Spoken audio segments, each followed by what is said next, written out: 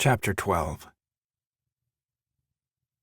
Drago weaved in and out between the maze of steps, cutting through tall, narrow doorways, following the paper bird as it sped through the deep cavern.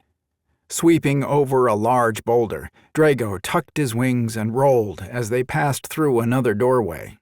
His stomach rubbed against the stone pillar, but he refused to let it deflect him from his mission.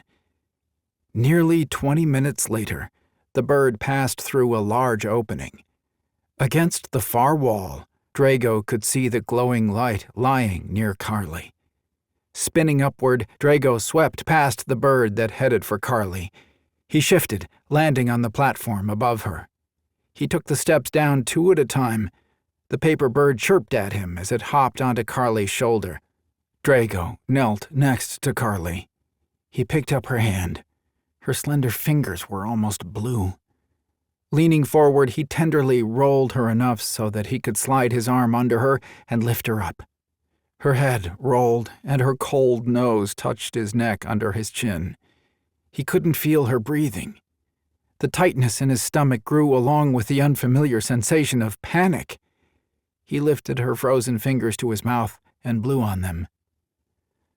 "Drago," Carly moaned in a barely audible voice. "Ah, my little thief, what did you think you were doing?" Drago gently chided. "I left you a note," she said in a voice that slurred. "You need an—" "What do I need, little thief?" Drago asked, holding her closer to his warm body. His breath caught when she didn't answer. The paper bird landed on Carly's knee and chirped at him. He drew in a deep breath and nodded. "Yes, I need to get her warm," Drago agreed. His body shimmered. 1 second, Drago was holding Carly. The next, a dragon was. They were one and the same, both determined to protect the fragile creature who was quickly capturing their hearts with her fierce personality. Drago grunted to the paper bird. It took off first, its tiny, delicate wings fluttering madly to lead the way back to the upper levels. Unwilling to chance dropping or harming Carly, Drago murmured the spell, causing the ground to open up as he flew upward until Carly, the paper bird, and he burst through to the courtyard and out into the fading sunlight. He rose even higher until he reached the balcony of his living quarters. Shifting even as he landed, he tightly cradled Carly's unconscious form against his body. He decided the best way to warm her was in the large bathing pool in the bathing chamber. The doors opened at his command, and he walked through to the bedroom. Gently laying Carly down, he methodically removed her boots before removing her jacket and the tunic he had given her this morning.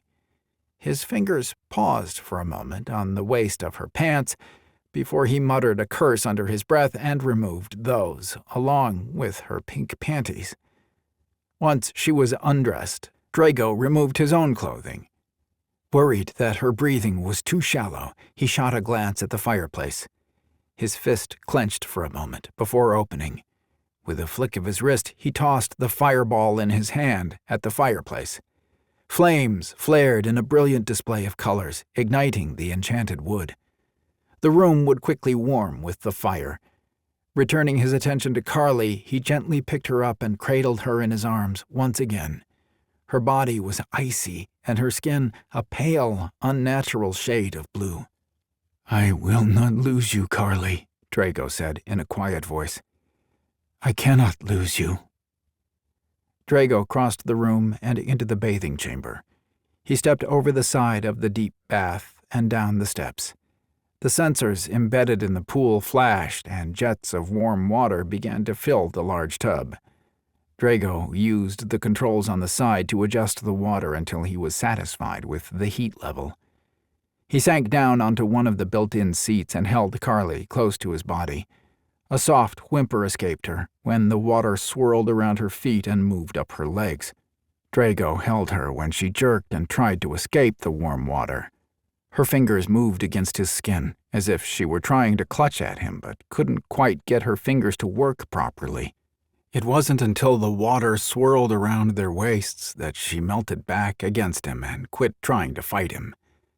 A low groan escaped both of them, the sounds of their voices blending in harmony with the intense feelings coursing through them. For Carly, it was her body beginning to defrost. For Drago, it was the feel of Carly's body pressed against his own. "What am I going to do with you, my little thief?" Drago asked, in a quiet, remorseful tone.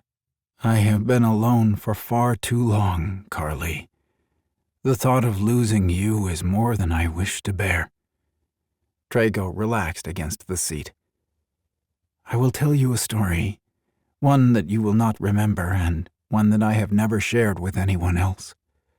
Perhaps this is the best time to tell you, since I am not sure I would share it otherwise," he reflected, with a wry smile, rubbing his thumb along her arm. "It is the story of my people and myself.